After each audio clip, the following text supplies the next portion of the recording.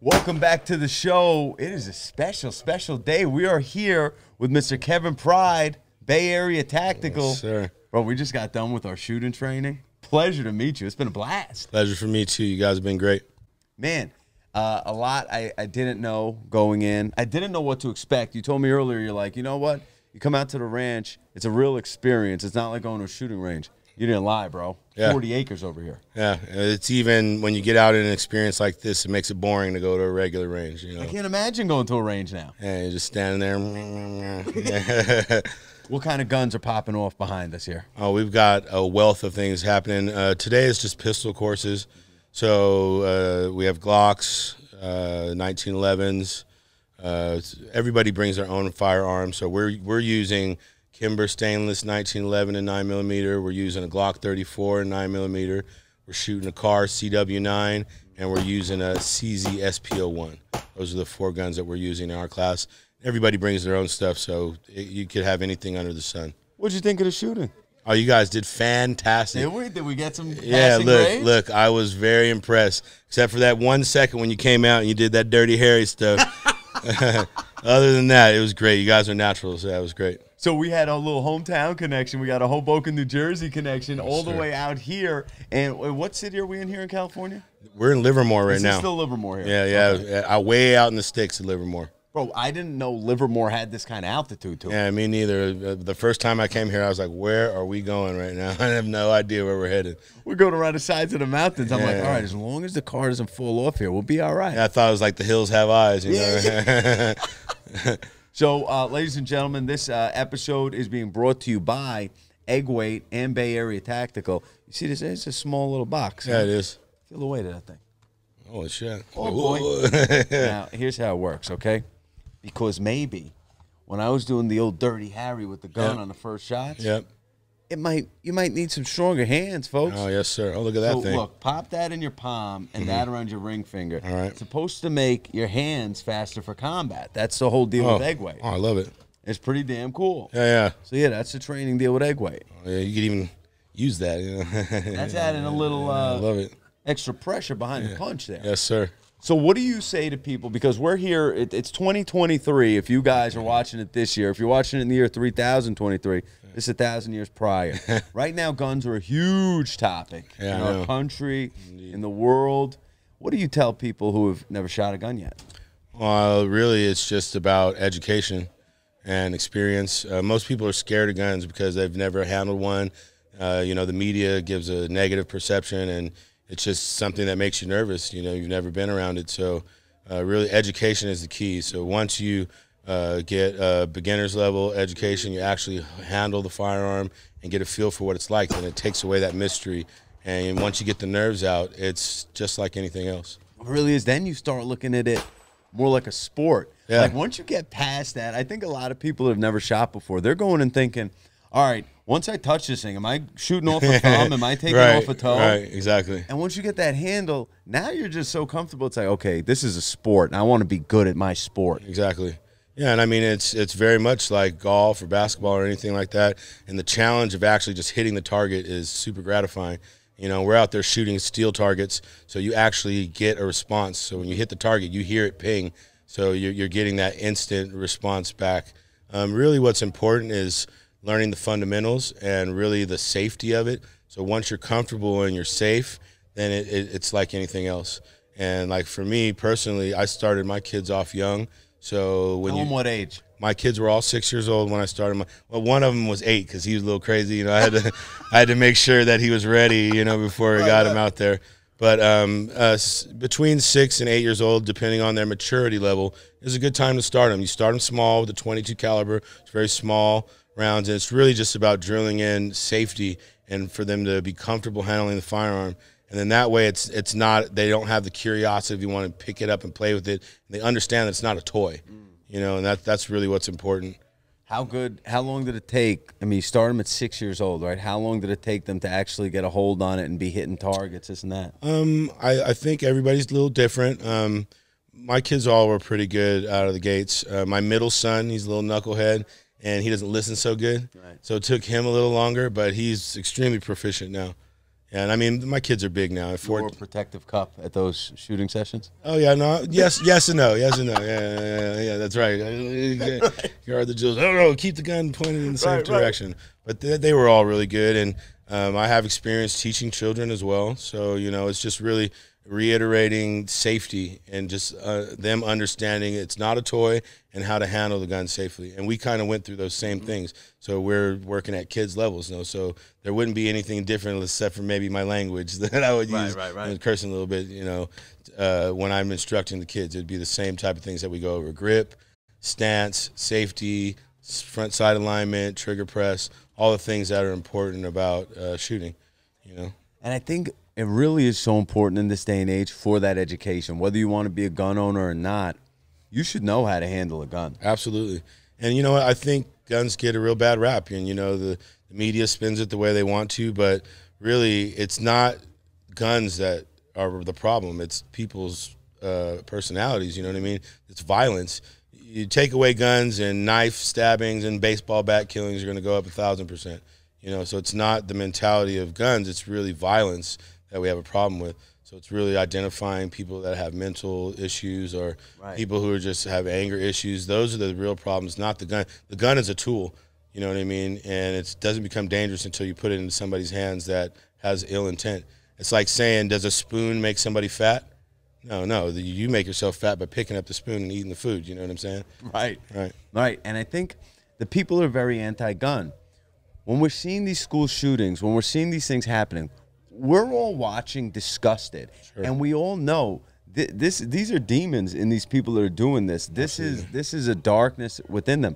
How do we identify that, and is it ever possible to keep guns out of people's hands like that? I've thought about this for days, man. All the time I'm thinking about this. I'm a middle of the road kind of guy because I advocate for guns, and I believe that people, if they are of the right sound mind and the background, that they should be able to do that. But we should be doing background checks. People should be assessed for their mental stability before just going out and putting the guns in anybody's hands. And a lot of these things happen in states where people are just able to go and just buy a gun, and they're not really checking into anything about the person or their background, So that is definitely something that should be addressed. But I don't think that people should just have an inherent fear of guns. And then it's ironic that we're bringing you guys the first gun range special on the show here from California, which is by far the most liberal state in the union. Very restrictive here. So how much harder, because you talk about Florida now where they're starting to make it to where people aren't going to need to even show anything to get a gun.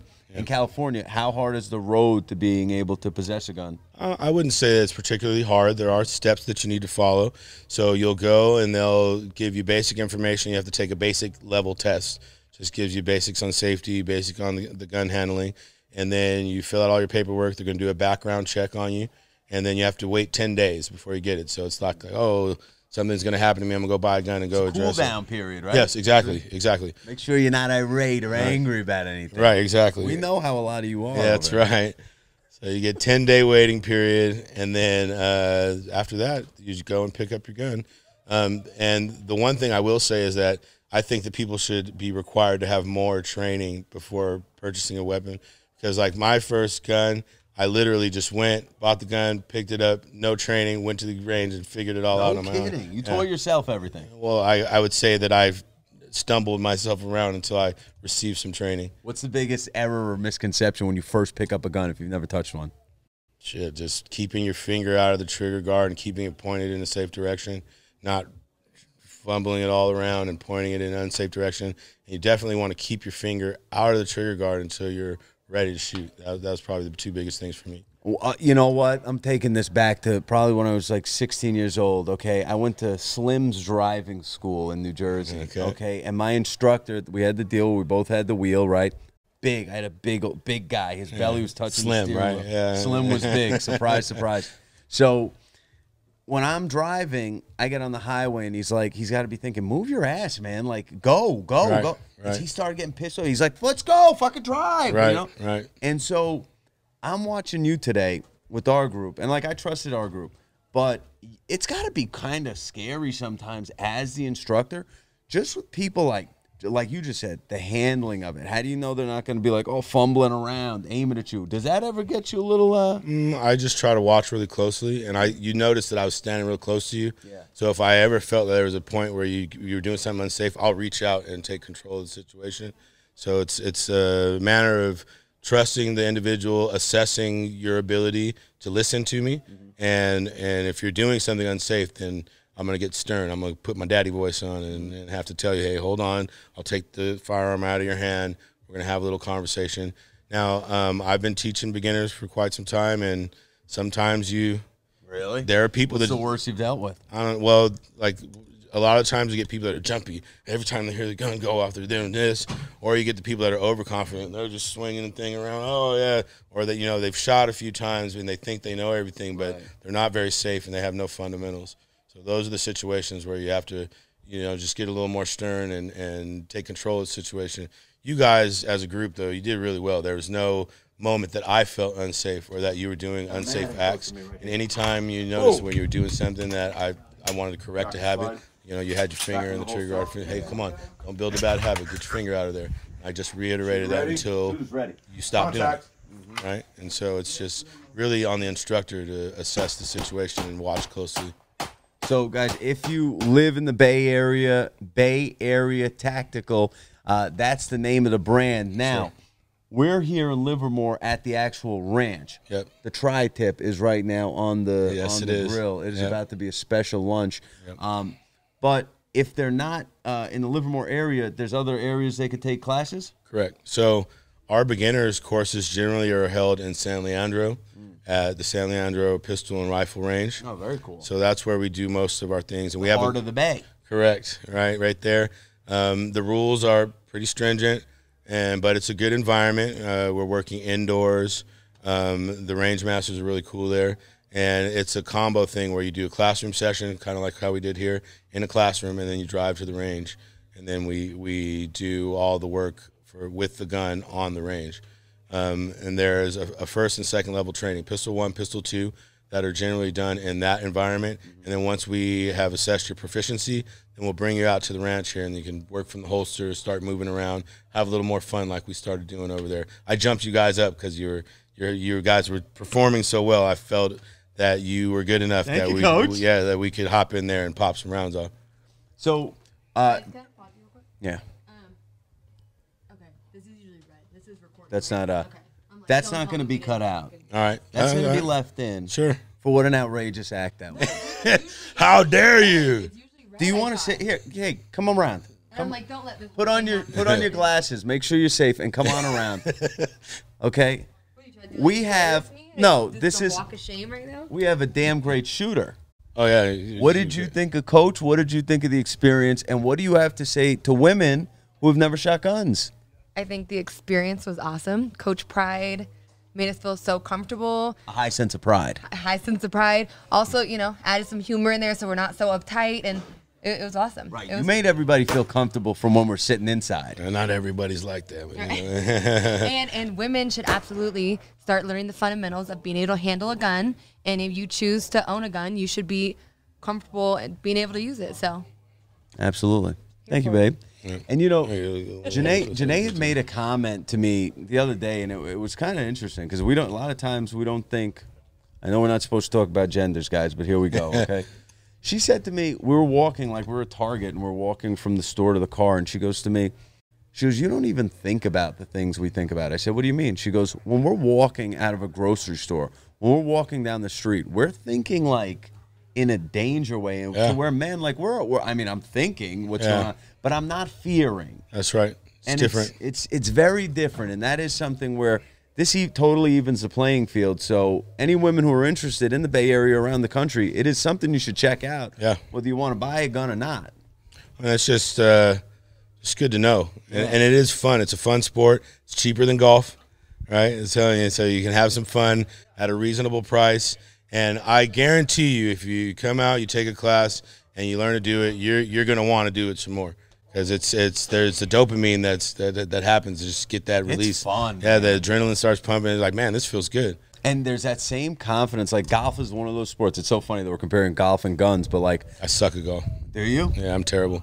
Well, see, I got my Happy Gilmore strike. You know, though you take me to Top Golf, I'm killing the ball, but I have no accuracy. The next time that you see Coach Pride will be on the golf course. Let's do it. That would be fun. I would love it. That would be a ton of fun. I went to golf camp when I was a teen. Did you? I suck. They kicked you out? They were like, "Stop trying to swing it like a baseball bat." They wouldn't sell him a gun 10 days after his first golf lesson. You know, they're like, "You can't have clubs." You know, it's not going to happen for me. Well, I think the thing is, like a lot of things in life, it's all about getting that stroke of confidence. Like you shoot your first bullet, it might be nowhere near. Once you hit the target, though, that little voice on your shoulder starts saying, "Wait a minute, all right, I could do this." Well, let's flip flop it. We're gonna flip flop it. You'll be Coach Boots, and I'll be the boot. That's what they call like a new recruit. You're the like boot. That. Yeah. You're gonna be the boot with the boot. That's right. I like that. And we're gonna find a lot lot of pride. Yeah, a lot of pride. When I was a kid, I used to get in trouble. I had a teacher who'd be like, "Today you're Kevin No Pride." So he used to tell me. What did you get in trouble for the most in school? Talking. Really? I got big mouth. And now it's paying off. Yeah, big time. Literally everything I do, all the things I used to get in trouble for, I get paid to do now. That's how life works. And it's funny. Well, to all the kids watching the show, and I'm not saying go around being a douche in class or give your teachers a hard time, because you're seeing more of that now. Yeah. You're seeing a higher, I think, side of disrespect to the teachers and things like that. Indeed. But not that we were dreams, you know. But I think that's important. Don't let people feel like you got to change your personality so much, because that could be what gets you paid one day. That's right. Did you think, Coach? I got to be honest with you. On the way up here, handful of times I thought I was going to die. Yeah, no, it's kind of crazy coming up here. Yeah. My first time riding up here, too, I was like, where the fuck are we going? Yeah, it is crazy. And then you get up here, and then it's a nice place. Got a house, got the grill, place for you to chill. There's air conditioning, Wi-Fi up here. It's heaven once you get to the top. Yeah, but riding up here, yeah, your booty gets a little tight on the road. Charlie tight booty on the ride. I'll tell you that. Yeah, and then I was trying to drive slow and make sure everybody was able to catch up. No, you did your thing. But I mean, we had two of the people that were supposed to be out here today, guys. They just turned around. They couldn't take the hill. Yeah. It is really, but it's part of the experience. And you know what I was thinking? I'm thinking about our men and women that were serving in Afghanistan, because you look at those terrains and you think, like, if here, also, I want to start a beef publicly right now. I'm looking at all of you road cyclists. Oh, man, come on now. What is your problem? Right? You're not a fucking car. What are you thinking?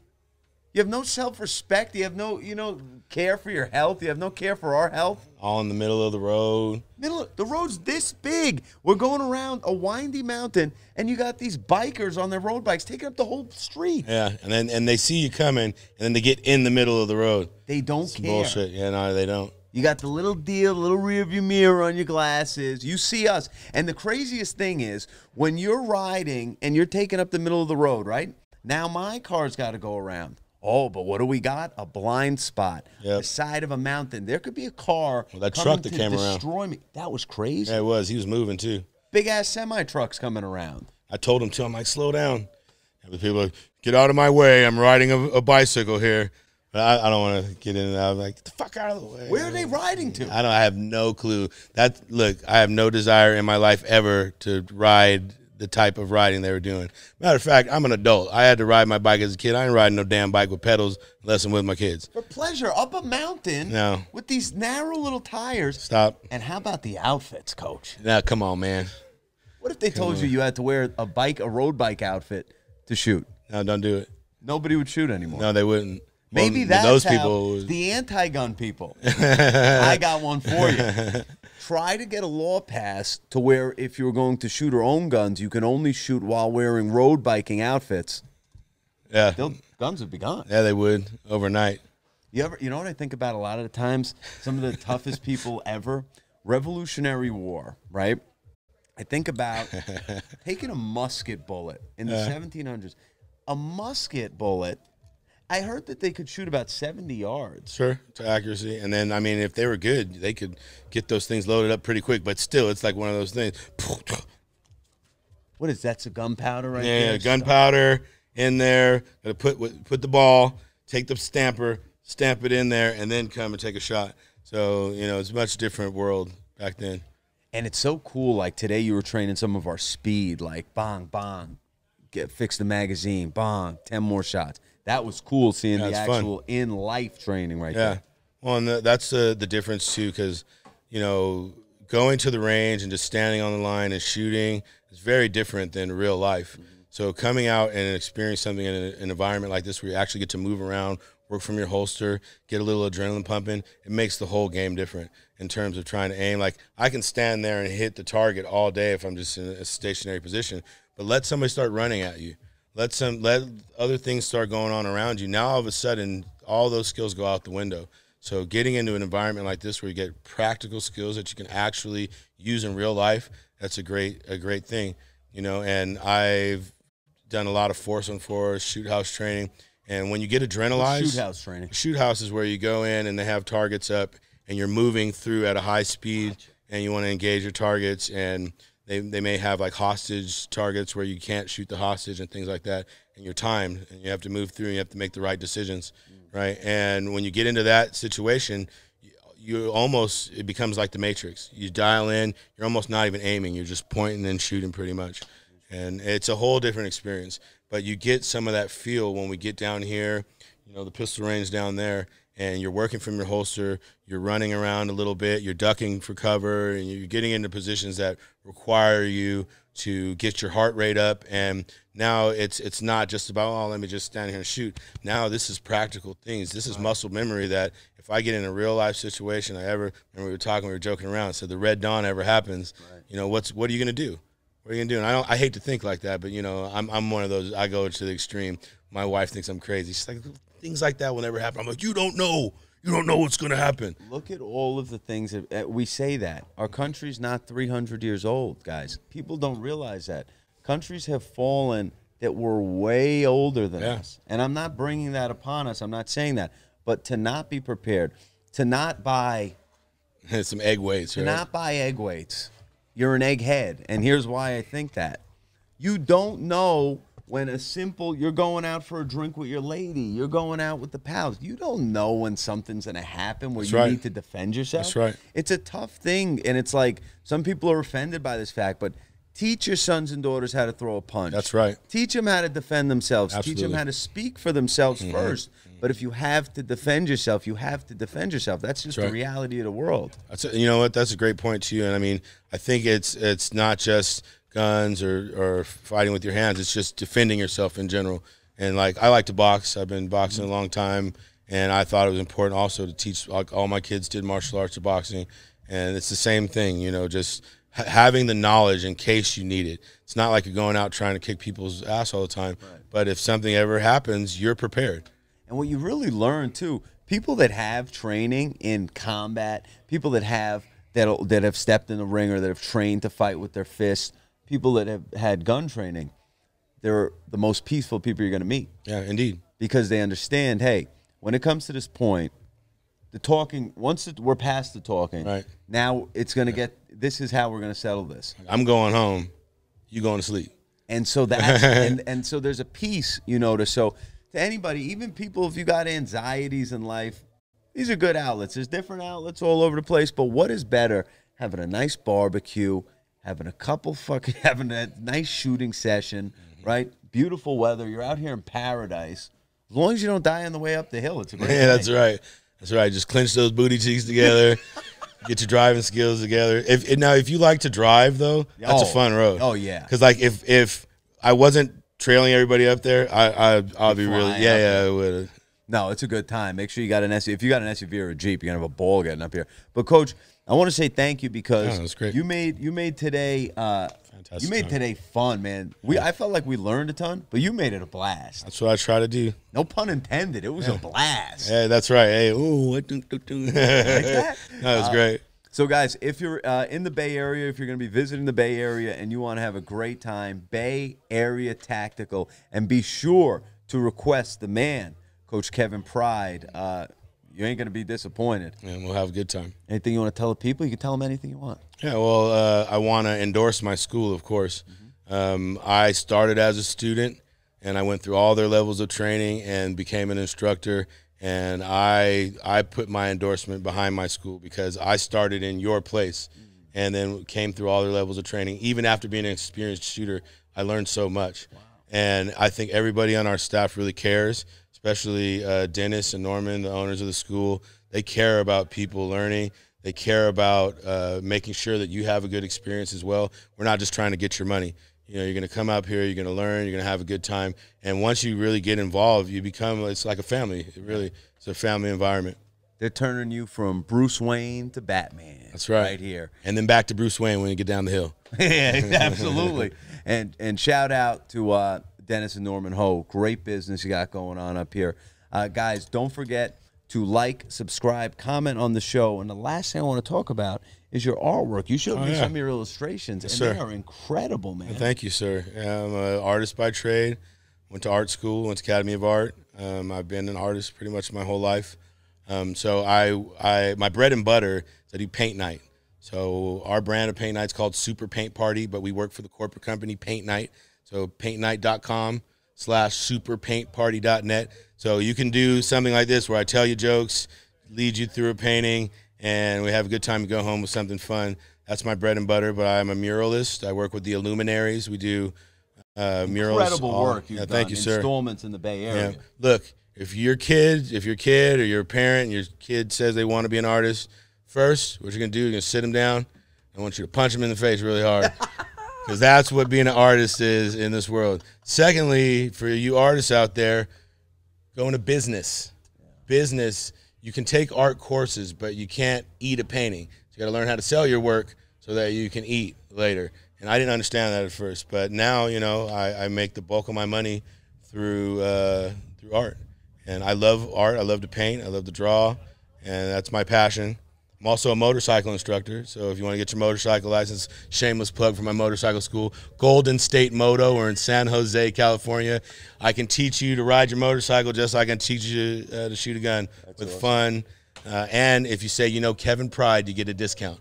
GoldenStateMoto.com. And then you could learn to shoot while riding the motorcycle. Oh, yeah, Mad Max that shit. Let's go. And, guys, that is the other thing. At the paint class, you'll know if it sucks. He shoots it afterwards. He puts the painting out of its misery. Yeah, and then I put it on the ground and ride my motorcycle over it out there. A coach with a big heart. That's a big lesson to you guys. To any artist, right? There's nothing more powerful than an artist who learns a business, because you can apply the creativity to the business, and you learn new ways to make money. Coach, thank you so much. Oh, it's been a pleasure. You were a natural, too. I got to give him props. Like, he went out there, shot the lights out. It was a great job. Yeah, he did great. Shooters ready? Yeah, there's contact. Fucking Charlie Wick over here. You know, it's a great time. It was a pleasure to meet you as well, sir. Likewise, Coach. Yeah, I'll see you in Hoboken. Yeah, we'll be a few Orries eating big pieces of fat mutts on beautiful, beautiful prosciutto sandwiches. Guys, thank you for tuning in to another episode. Be sure to follow Bay Area Tactical. Subscribe to the show, and we'll be seeing you here next time. Cheers.